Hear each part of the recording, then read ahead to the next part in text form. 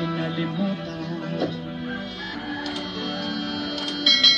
Sana iyo pa mapapila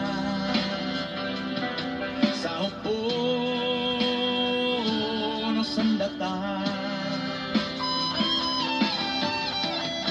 Mahal sa buhay ay nilisan dahil sa pangarap na maglingkod sa inang bayan.